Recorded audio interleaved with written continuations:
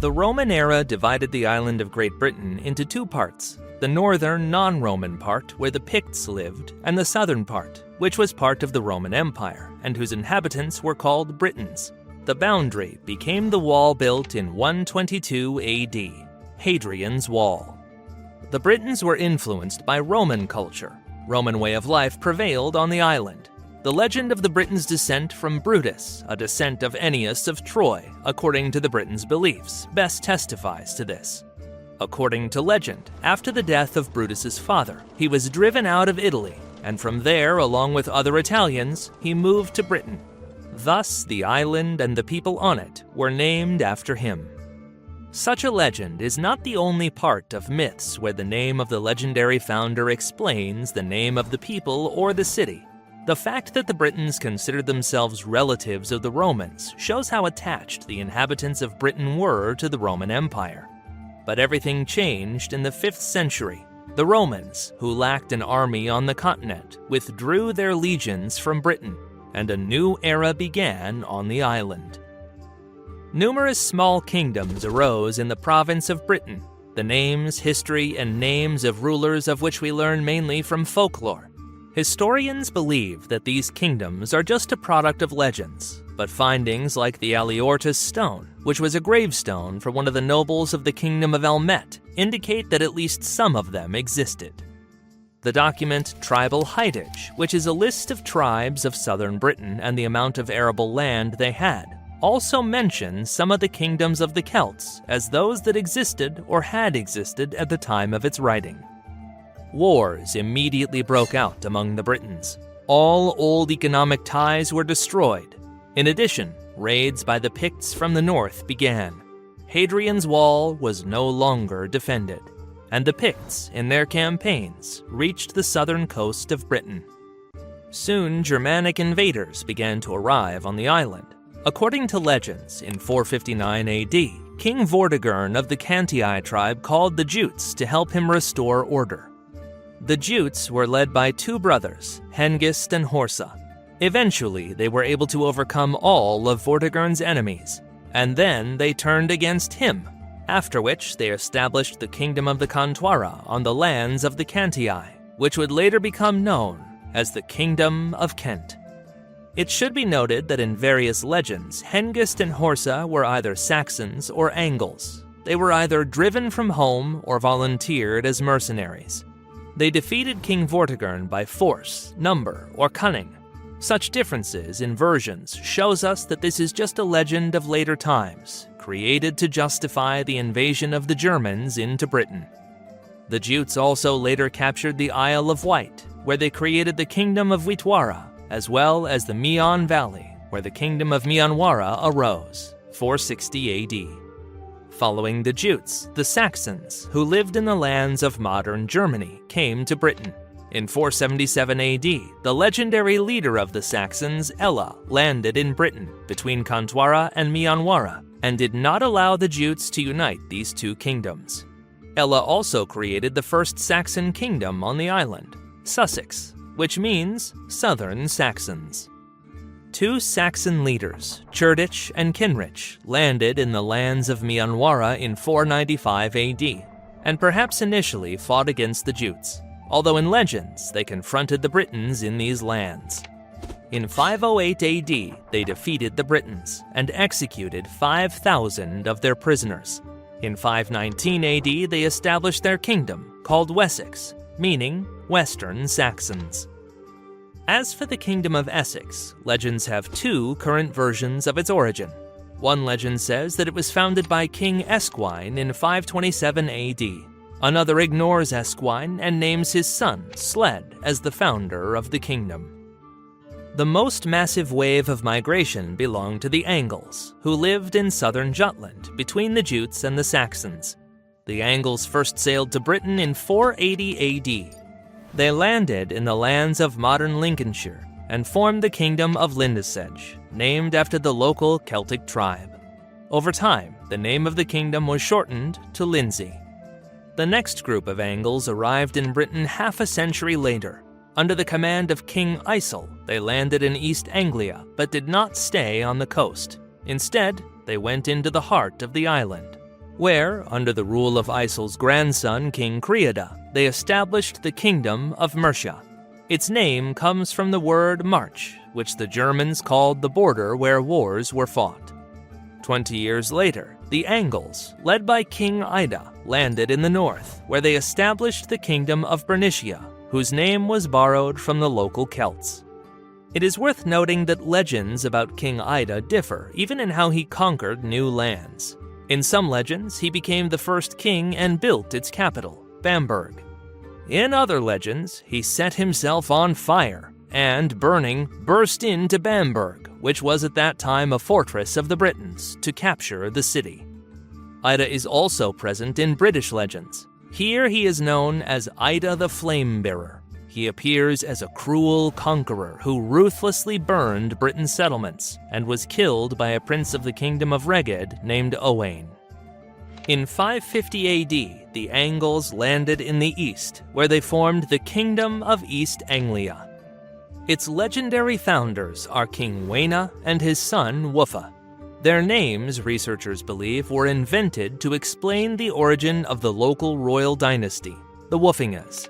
In 560 AD, the Angles settled on the Humber River. Here, the kingdom of Deira arose, whose name was taken from the language of the Britons, who called this region Deru, meaning oak.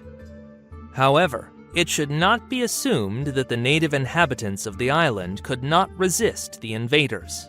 The first to lead the Britons at the beginning of the 6th century was Ambrosius Aurelianus. It is unknown whether he was a descendant of the Romans who remained on the island or a Briton who bore a Roman name.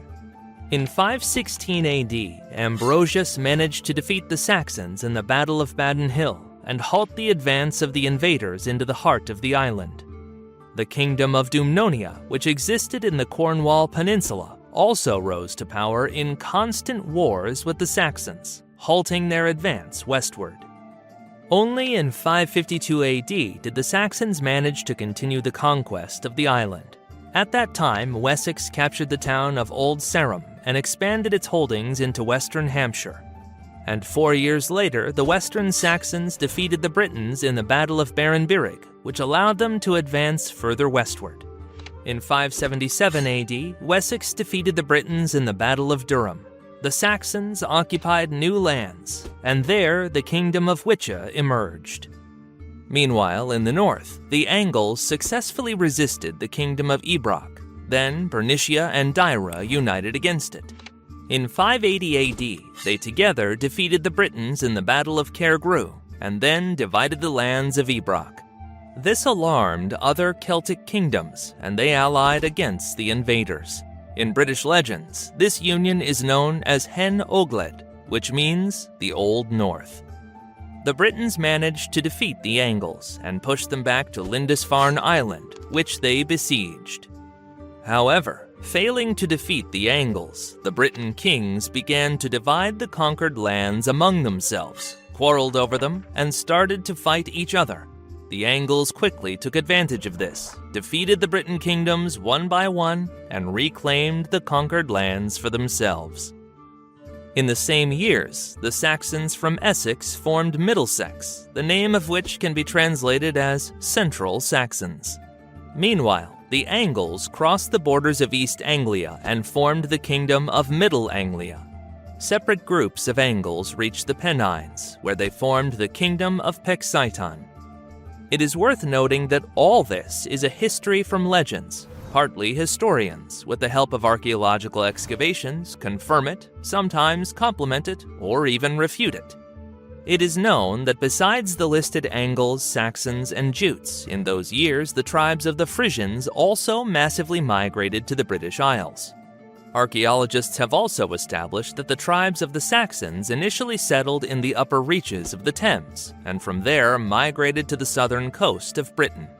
The oldest Germanic settlements in Mercia appeared half a century before the Angles arrived there, according to legends. On the conquered lands, the Germanic people established their traditions, which were based on the principles of tribal alliances and military democracy. The basis of society was ceorls, free peasants who owned their land. They formed the basis of the army, which was called the fyrd. The Germanic tribes were ruled by kings. Often, these were former tribal leaders who, according to tradition, and also to strengthen their power, traced their lineage to the heroes of legends, or even to pagan gods. Representatives of the nobility were called earls. Mostly, these were warriors to whom, for various merits, kings granted additional lands. Such enrichment gave them even more opportunities for a military career. They led separate units, managed forts, and dealt with local administration. Earls, who had relatively small possessions, were called thanes. Often they differed little from free peasants or ceorls. The richer earls were called ealdormen. They formed the basis of the nobility. The richest earls were called witens. Their privilege was to enter the wittenagemot, an assembly of nobles where the most important issues of the kingdom were decided. The culture of the new kingdoms was typical Germanic, but over time it began to change. The Jutes and Frisians almost immediately merged with other Germanic peoples. The languages and traditions of the Saxons and Angles gradually became similar until they transformed into a single Anglo-Saxon culture, thus forming a new people on the map of Europe. The conquered Britons were left with nothing. The Anglo-Saxons destroyed their settlements and massively exterminated the indigenous population. Those Britons who survived became villeins, that is, dependent peasants who had to work for the conquerors. There was practically nothing left of the material culture of the Britons on the abandoned lands. British clay houses disappeared completely. Instead, wooden houses of Anglo-Saxon type were built. Christianity almost vanished from the island, and Roman cities fell into ruin. Anglo-Saxons called the Britons Welsh, which means foreigners. The Britons called themselves Timraig, which can be translated as people who speak the same language. Behind the Britons on the island remained the regions of Cornwall, Wales, Strathclyde, and the Isle of Man. A significant part of the Britons, fleeing from the Germanic peoples, escaped to the Brittany Peninsula. The cruelty with which the invaders exterminated the indigenous population created in the folk epic the legend of King Arthur, who ruled shortly before the arrival of the Anglo-Saxons. He embodied all the qualities of a good ruler who bravely defended his kingdom. According to legend, Arthur did not die, but only fell asleep to awaken when Britain needed a hero and save it. King Arthur became not just a part of European legends about the sleeping king. He entered Anglo-Saxon legends, where he became a phenomenon of world literature and the most recognizable character in British myths. In 597, missionaries from the Pope arrived in Kent. They persuaded King Ethelbert I to accept Christianity, and Canterbury, the capital of the kingdom, became the religious center of Britain, from where the Christianization of the Anglo-Saxons began. In addition to the Pope's missionaries, a letter also came to King Ethelbert, where the name Land of the Angles, Anglaland, was used for the first time. It initially became a church name, but later passed into all other documents. This is how the name of the country, England, was established. In 593, Ethelfrith became the king of Bernicia. As a talented military leader, he reformed the army, dividing it into a professional force from among the earls and a militia, feared from the peasants. In 599, the Welsh again united against the Angles. They gathered significant forces, including foreign nationals, and the main advantage was 300 horsemen, a formidable military force at that time.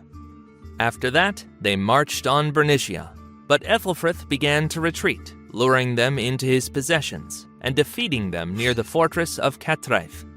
This defeat was a catastrophe for them, as Ethelfrith expanded the borders of his kingdom and began to interfere in the internal affairs of neighboring Welsh kingdoms. Soon Ethelfrith faced a new problem: the Scots, who had migrated from Ireland to northern Great Britain. They began their expansion to the south. Then Ethelfrith declared war on the most powerful kingdom of the Scots, Dalriata.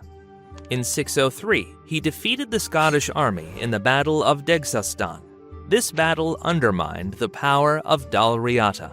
It also suspended the process of uniting the Scots, other tribes of which now abandoned attacks on the Angles. Meanwhile, a civil war broke out in the kingdom of Deira, and power was seized by the alderman Ethelric. In 604, Ethelfrith, under the pretext of protecting the legitimate heir Prince Edwin, invaded the neighboring kingdom, where he defeated and executed the usurper Ethelric.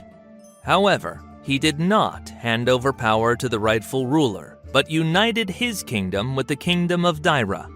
Prince Edwin, the target of the assassination attempt, had to flee his homeland. The new state was named Northumbria, and was so named because it was located north of the Humber River. In 613, Ethelfrith began the conquest of Cumbria, and a year later he plundered the British kingdom of Powys, where he burned all the monasteries and brutally dealt with the monks. In 616, the East Angles invaded Northumbria. Their king used the question of returning power to Prince Edwin as a pretext. Ethelfrith suffered defeat in the battle on the River Idle, where he was killed. Eventually, Edwin became the king of Northumbria. In 617, he annexed the Welsh kingdom of Elmet, and in 625 he captured Lindsey. Also in 627, Edwin allied with Kent and baptized Northumbria. Soon after, he captured the Welsh islands of Anglesey and Man.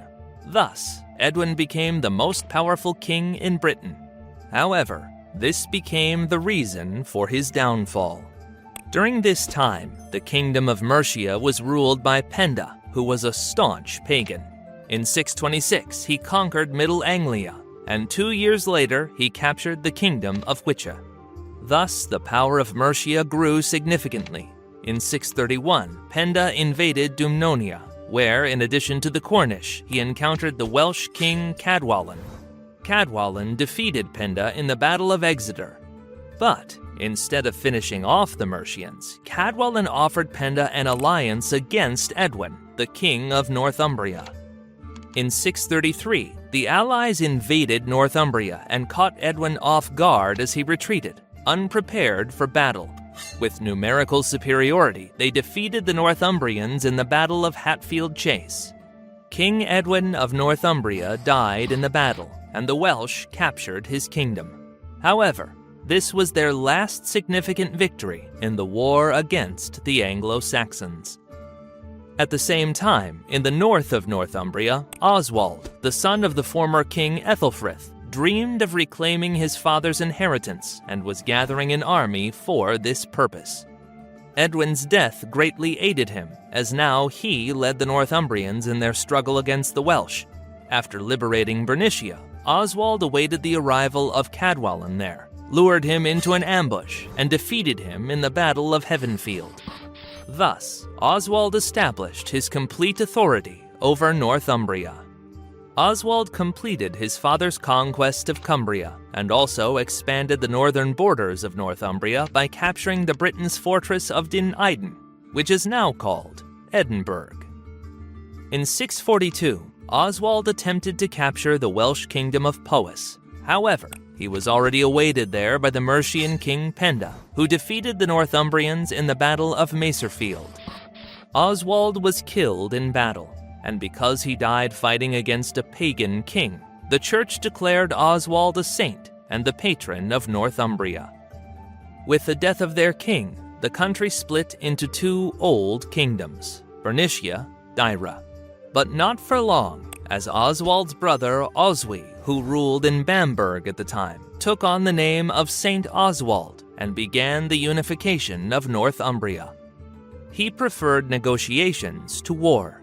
During one of these negotiations, Oswy killed his own nephew Oswine, who also claimed the throne. Eventually, Oswy managed to unite Northumbria in 654. During this time, Penda became the most powerful ruler in Britain. He defeated the kingdom of East Anglia, killing 2 of its kings, one of whom also became a saint. Penda then installed there a puppet king, Anna. In 645, Penda captured Wessex, driving King Cenwalh to East Anglia. However, 3 years later, Wessex regained its independence, and Cenwalh returned home. bringing Christianity to the West Saxons. In 654, Penda attacked East Anglia again, killing King Anna and annexing his lands to Mercia. Here, he distinguished himself with the brutal persecution of Christians. When Penda learned of the unification of Northumbria, he immediately began to prepare a campaign against it. Penda ravaged Northumbria with particular brutality, burning down all settlements in his path and killing Christians. Meanwhile, Oswy was forced to hide in the fortress of Udu in the north of his kingdom. The Mercians besieged him, but they never managed to capture him. Penda decided to offer peace, taking Oswy's son as a hostage and returning to Mercia. On the way, near the river Winwood, King Oswy caught up with the Mercians. By that time, Penda's tyranny had wearied even his troops. Most of his army deserted him before the battle. Additionally, the East Angles and the Welsh betrayed him. Therefore, in the battle, Penda's weakened army suffered defeat, and the king of Mercia himself was killed. Northumbria once again became the most powerful kingdom in Britain. King Oswy installed a puppet king in Mercia, and soon after, he took the title of King of Mercia. Following this, he captured the Welsh kingdom of Llangweren. Penda's son, Wulfhere, abandoned his father's policy of fighting against Christianity and embraced it himself, seeking the church's help to reclaim the Mercian crown. In 658, the Mercians, dissatisfied with King Oswy's high taxes, rebelled against him, with Wulfhere leading the uprising. At the same time, Wulfhere helped the kingdom of Powys to break free from Northumbrian rule, where the local Anglo-Saxons formed their kingdoms. In 661, Wulfhere invaded the territories of Mianware and Witwara, which were the last centers of paganism in Britain. He handed over these lands to his allies from the Kingdom of Sussex.